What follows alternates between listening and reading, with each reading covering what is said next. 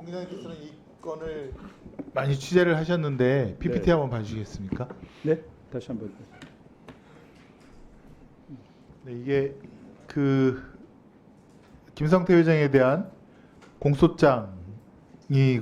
그다음에 오른쪽이 김성태 회장에 대한 판결문인데 죄명을 보시면 일단은 공소장에는 특정 경제범죄 가중처벌 네. 아주 센 거로 기소를 했고, 그다음에 여기 주가 조작 관련된 자본시장과 금융투자업에 관한 법률 위반 또 들어 있습니다. 네.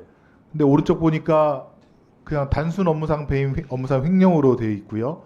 그다음에 주가 조작과 관련된 것이 빠져 있는데 네. 이 경위를 좀 아시나요? 일단 제가 전체 그 검찰 수사 기록을 봤을 때는 김성태 회장 입장에서는 북한에 건넨 800만 달러가 그 회사 자금이 되면 유엔 제재와 유엔 제재와 미국의 제재를 위반한 게 돼서 해외 그 쌍방울이 해외 공장들도 있는데요. 그렇게 되면 아예 그냥 수출입을 못하는 상황입니다. 그래서 전체적인 기록을 봤을 때 이거는 나의 개인 자금이란 걸 굉장히 강조하고 있고요. 특히나 주가 조작 자본시장법에서 자꾸 주가 조작 관련은 굉장히 형량이 훨씬 센 걸로 알고 있습니다. 그래서 그 부분을 공소할 때는 했으나 나중에 빠진 부분은 저희도 상당하게 이상하게 생각하고, 김성태 회장이 체포되기 전에 쌍방울 임직원들, 특히 저 오늘 오신 엄영수 증인을 비롯한 많은 임직원들이 김성태 회장이 대북 사업을 통해서 나노수의 주가 부양을 하려고 했다는 사실을 반복해서 진술하고 있습니다. 그러니까요. 그 나노스 주가 조작 혹은 주가 부양 관련해서 네. 김성태 회장 측이 최소 1,000억 이상의 수익을 올렸다라고 하는 그 견해도 있고, 실제로 아까 전환사채라든가 등등 해서 네. 그렇게도 보이는데, 제가 볼 땐 그것이 핵심이거든요.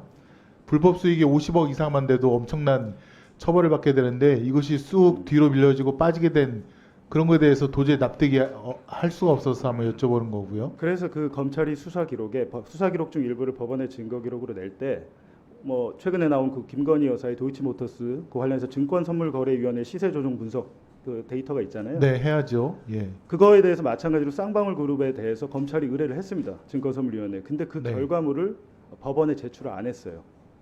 그래서 제가 드린 말씀은 김성태 회장은 그 주식을 특이하게 갖고 있거든요. 나노스는 92%가 김성태 회장 본인과 특수관계자들의 그 주식이었기 때문에 그것을 이제 판사는 팔지 않았기 때문에 그 이익 실현을 안 했다고 하는데, 엄영수 비서실장 진술한 걸 제가 보니까 2019년 9월 국제대회, 7월 국제대회 이후에 나노스의 주가가 상당히 올라서 그 김성태 회장이 자기가 갖고 있는 그 주식에 대해서 담보대출, 주가가 오르면 담보대출도 더 많이 받을 수 있어서 그 돈으로 북한에 200만 달러를 보냈다고 저기 엄영수 증인이 얘기를 했더군요.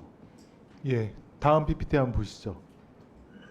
그러니까 이걸 보신 것 같아요. 엄영수의 검찰 신문조서 보면 네. 검사가 쌍방울 그룹에서 합의서 체계로 IR 자료를 만들었는가요? 엄영수 왈 주가 부양을 위한 IR 자료가 만들었고, 당시 촬영한 영상으로 IR 자료를 만들어서 주가를 부양하려 했습니다. 본인이 이렇게 검찰에서 답변을 했고요. 다음 번이요. 예, 또 그렇습니다. 예, 진술인은 북한에 왜 50억 원을 줘야 하는지 들은 것이 있나요? 그랬더니 빨간색 밑줄 그은 그때 김성태 회장이 북한하고 합의한 것을 가지고 IR을 하면서 PR을 하고 다녔습니다. 그래서 나노스 주가도 움직였고요. 그리고 아까 제가 처음 보여드린 대로 한 달도 안 되어서 5천 원짜리가 9천 원이 된 거 아니겠습니까? 다음 번이요. 다음 번 없고, 그 다음에 엄영수 씨가 또 법정에서 네. 검사의 물음에 대해서 주가 조작 나노스 자료를 토대로 주가 부양을 하려 했다. 네. 법정에서도 똑같은 증언을 한 것이죠. 그러니까 법정, 지금 여기서의 진술과 완전히 다른 것이기 때문에, 그래서 지금 증인께서, 봉지욱 증인께서 이거는 위증의 의혹이 있다라고 얘기를 한 거 아닙니까? 그러니까 나노스의 IR 리포트라는 것은 김태균 씨, 그 해외 투자를 유치하려는 김태균 씨가 보니까 자기가 만들었다고 증언을 했고, 판결이 그대로 그냥 그게 증언 인용이 되는데 그것도 사실이 아닙니다.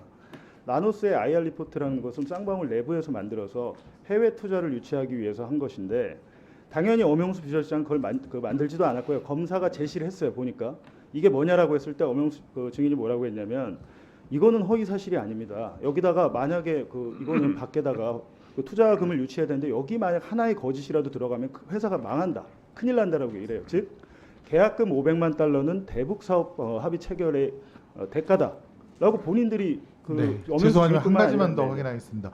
엄영수 씨 PC에서 회사 내부가 카카오톡을 했는데 예. 아까 장경태 의원도 지적하셨듯이 거기에는 박영철, 엄영수, 김영수, 장석환 이런 쌍방울 사람들이 이 주가 부양을 위해서 이런 거 하자 보고하고 이런 내용들이 카카오톡에 다 들어있는 거 아닙니까?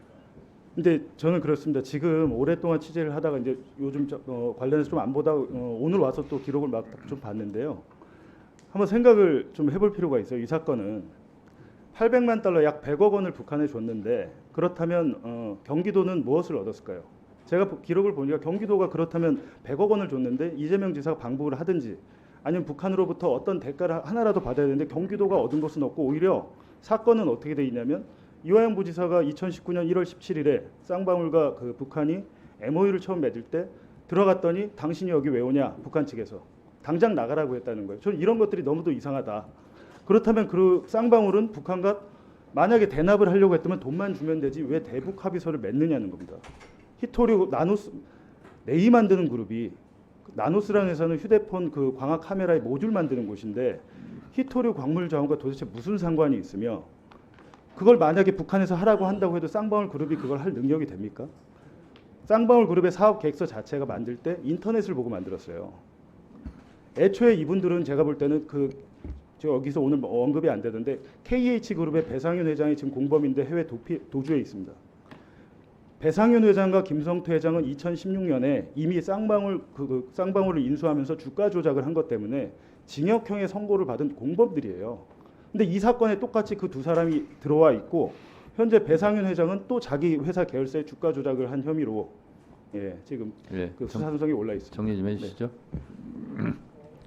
네, 본인 진술도 있고 카카오톡 저기 질문을 이어가지 마시고 여기서 좀 마무리해 주세요. 예, 이 정도 끝났습니다. 제가 말씀드려도 되겠습니다. 예, 일단 추가 질문하시고요. 네, 계속 이어가시면 좀 그럴 것 같아서 저도 잠깐 질문하겠습니다.